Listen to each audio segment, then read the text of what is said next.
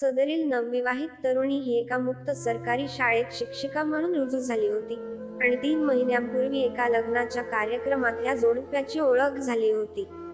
तिथूनच त्यांच्या नात्याची सुरुवात झाली आणि काहीच दिवसांत ते परस्पर प्रेमात पडले. त्यांचं प्रेम इतकं बहरलं की महिन्याभरातच त्यांनी लग्नाचा निर्णय घेतला. पण हाच निर्णय तिच्या आयुष्यातील सर्वात मोठी चूक ठरली. मिळालेल्या माहितीनुसार जानेवारी महिन्यात त्यांनी विवाह केला आणि फक्त 3 महिन्यातच त्यांच्या वैवाहिक आयुष्यात एक भयंकर वळण आलं. म्हणतात की जर योग्य व्यक्तीशी लग्न झालं तर वैवाहिक जीवन आनंददायक राहतं आणि जोडीदार मनासारखा मिळाला तर संपूर्ण आयुष्य सुंदर वाटतं. बहुधा मनीषाला तिच्या पती चंदनला पाहून असंच काहीसं वाटलं असेल.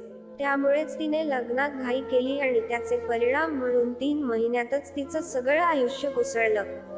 ही घटना 8 मार्च रोजी लखनौमध्ये घडली.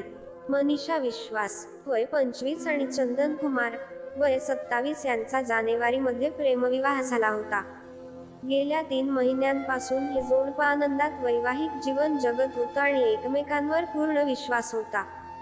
सर्व काही सुरळीत चाललं होतं. पण 8 मार्च रोजी मनीषाला चंदनविषयी एक गुपित कळलं, ज्यामुळे तिने विचार न करता थेट मृत्यूला स्वीकारलं. 8 मार्चच्या रात्री दोघं वैवाहिक जीवनाचा आनंद घेत होते. तेव्हाच मनीषाला काही संशयास्पद गोष्टी लक्षात आल्या आणि प्रत्यक्षात पाहताच तिच्या पायाखालची जमीन सरकली.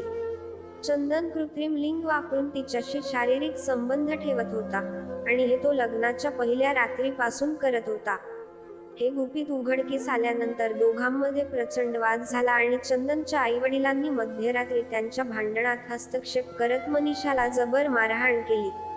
त्यांनी मनीषाला विचारलं की जर तुला माहिती होतं आमचा मुलगा तृतीयपंथी आहे तर का केलंस त्याच्याशी प्रेम आणि लग्न? पण वास्तव हे होतं की मनीषाला मुळीच माहीत नव्हतं. हे सत्य समजताच तिच्या सगळ्या अपेक्षा आणि स्वप्न भंगली.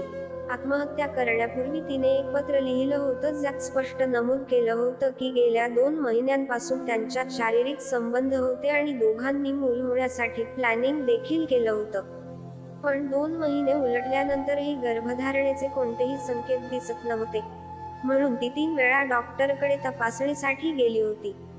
डॉक्टरांनी चंदनला सोबत घेऊन येण्यास सांगितलं होतं, पण त्याआधीच तिला नवऱ्याचं खरं रूप समजलं. त्यामुळे ती फार तणावात गेली आणि डिप्रेशनमध्ये बुडाली. तिच्या भावना फार दुखावल्या गेल्या होत्या कारण तिच्याशी विश्वासघात झाला होता.